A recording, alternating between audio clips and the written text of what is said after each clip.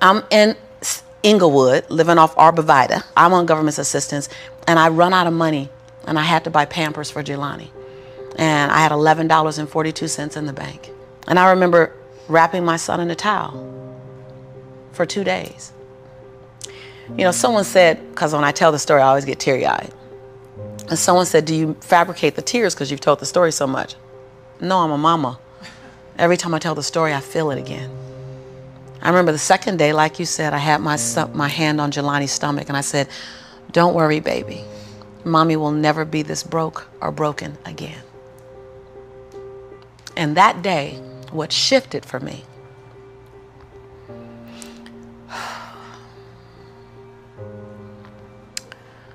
was I was willing, and I don't know if this is going to sound crazy, I was willing to completely die to any form of me that I had been so that I can birth the woman that I was becoming.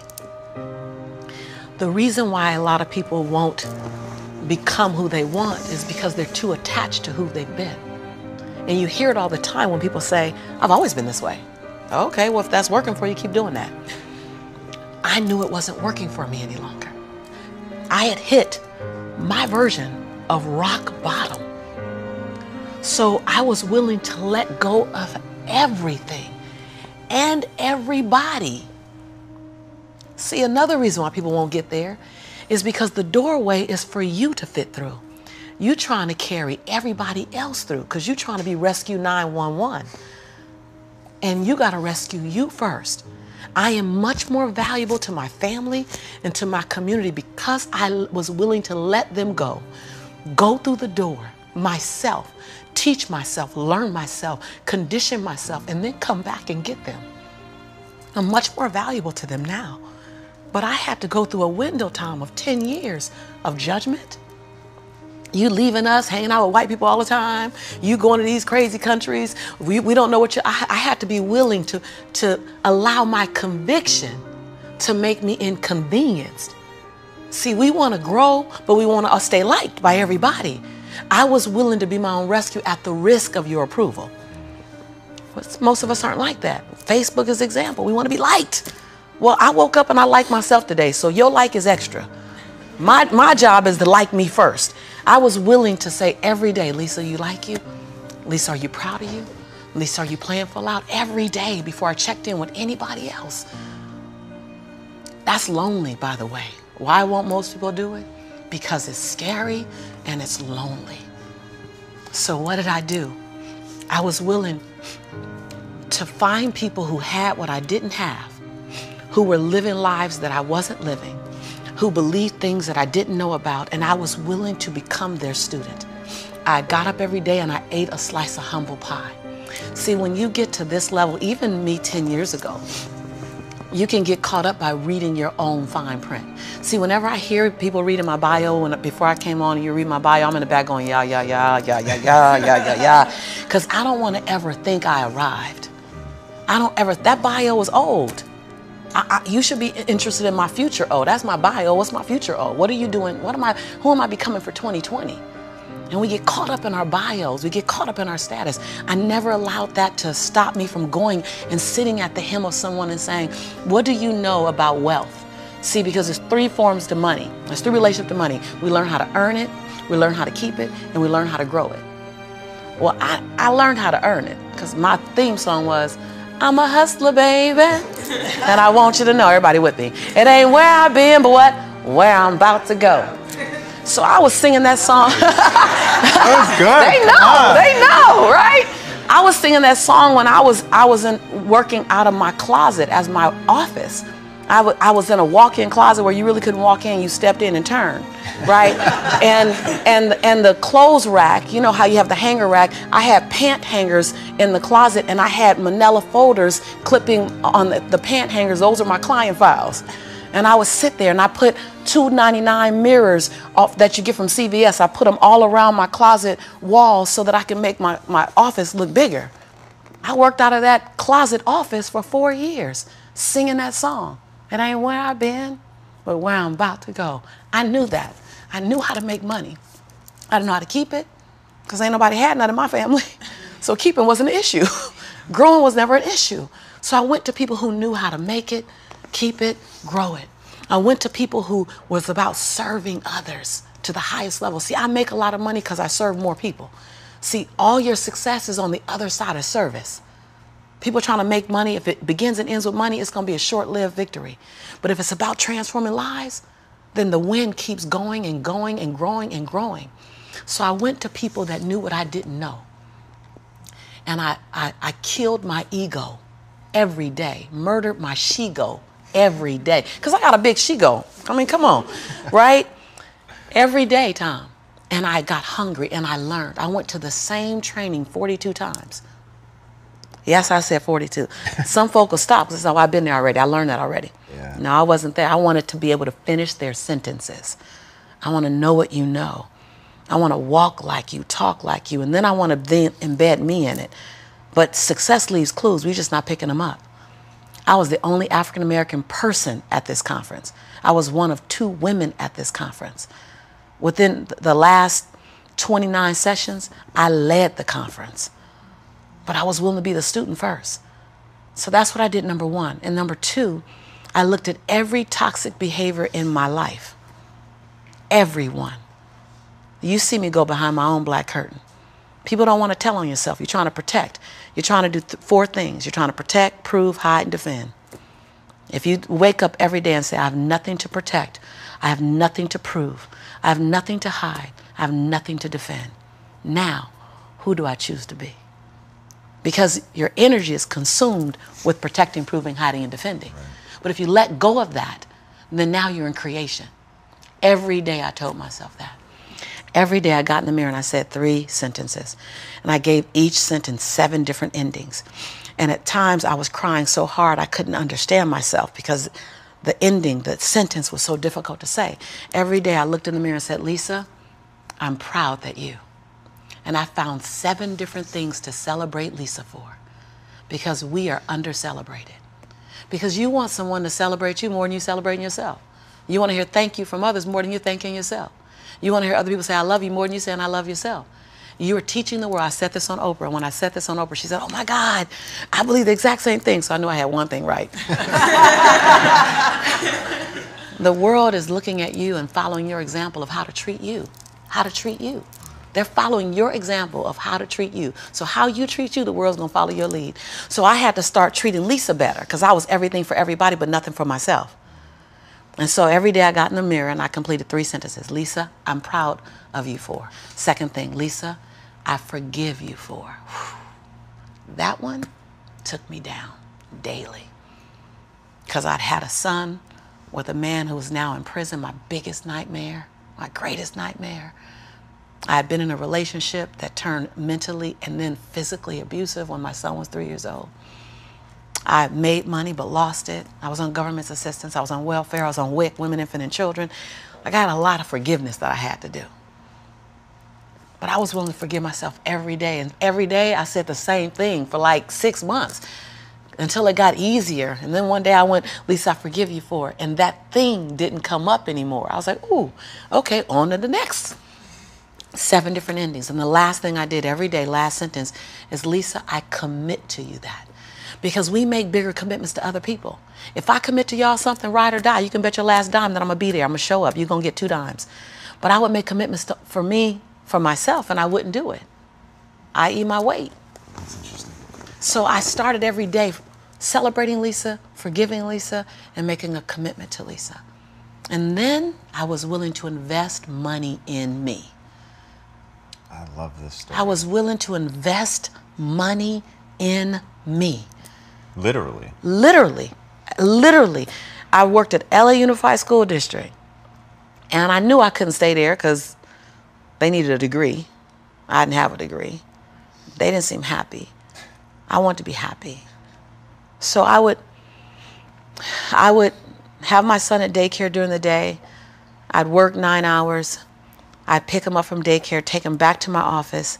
I'd take a 30-minute break from 6 o'clock to 6:30 to go get him. I start working from 6:30 until midnight every day at my office on me, every day. Put my son on a little, you know, primary color blanket, something to occupy him. Give him toys that I took the batteries out of so he'd be confused for a little while trying to figure out why they're not working. I'm serious. And I did it every day, every day, every day. I stopped going out to dinner. I stopped going out dancing. I stopped getting my nails done, stopped getting my hair done. And every 2 weeks when Ella Unified paid me, I wrote a check to my dream. And I wrote in the memo line, funding my dream. And I would mail the check to the bank, Wells Fargo. And I mailed a check to myself every 2 weeks for 3.5 years. My family thought, you know, that I was smoking on drugs. Like, she ain't going out. She eating beanies and weenies all week. We think she on drugs, but she's not getting any smaller, so maybe not. And I went to the bank after 3.5 years. This is the story you're talking about. I walked in the bank. I said, I'm just gonna check and see where that account is, because I wouldn't open the statements, because my mother used to say when I was growing up, girl, this money burn in my pocket. And I'm like, I think money hot, and it goes, thank you so much, and it goes away fast. So I'm not gonna open the statement because I don't want to know how much money I have, because I didn't have a healthy relationship to money. I didn't even know a relationship with money. So while I'm at these trainings, they just kept saying save. So I'm like, okay, I'm gonna save. I didn't need the money that I was writing checks for, because it was the money I used on my nails and my hair. And then every check I wrote to myself, I made a challenge with myself that it had to be 5% more than the next check. Wow. Than the previous check. So I didn't really know how to calculate the 5%. So I'm like, well, I'll just add $30. I'll just add $60. I really didn't know anything about it. Then I went out and got a second job.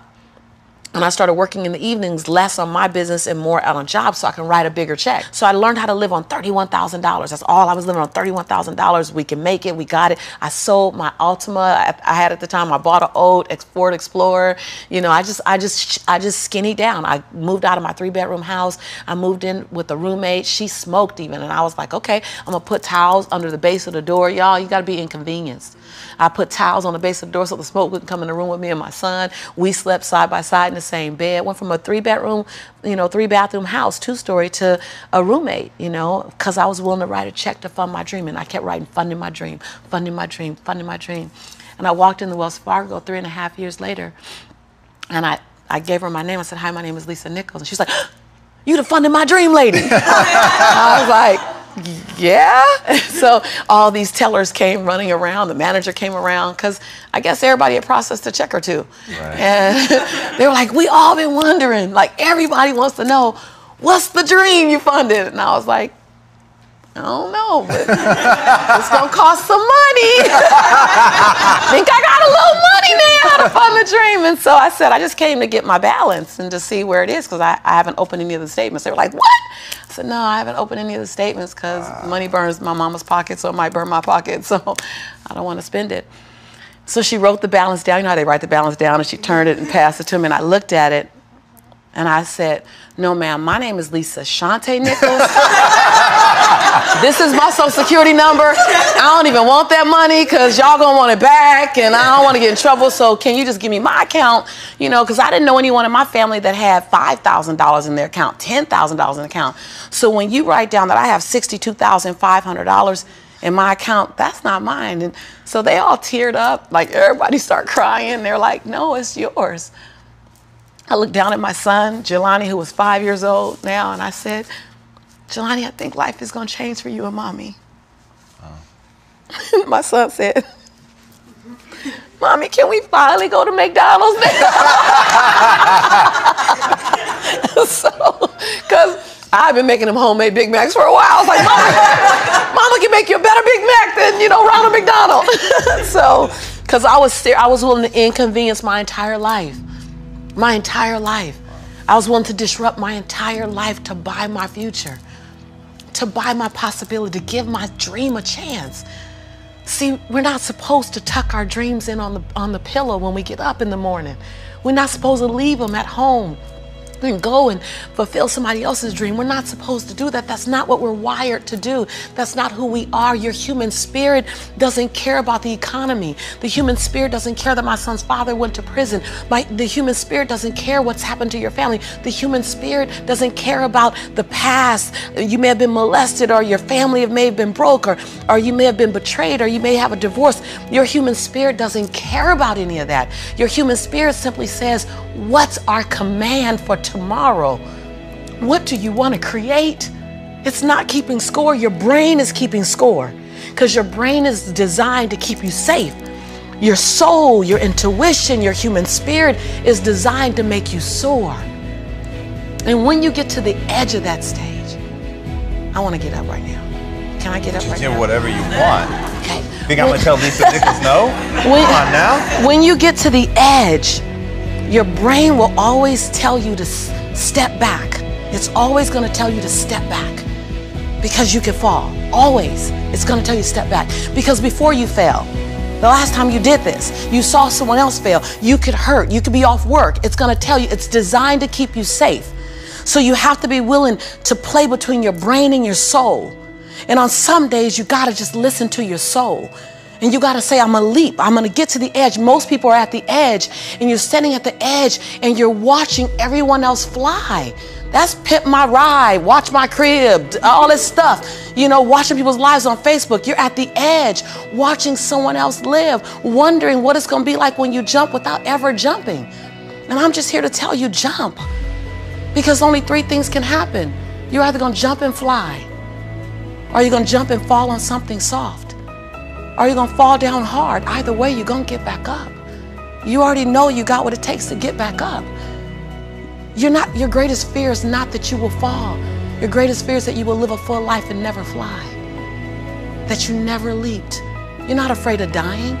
You're afraid of dying before the world sees who you really are, before they really get your fingerprint, before they really feel your breath, before they really get your contribution, before they really feel you. That's what you don't want to happen. You don't want to leave this place without us knowing you were here. All I'm doing is giving my dream a chance. And I'm not extraordinary. You don't get off the hook. You don't get to be let off the hook. I'm an ordinary woman who chooses every day to make one more extraordinary decision. You're a grinder. Yeah, right? Like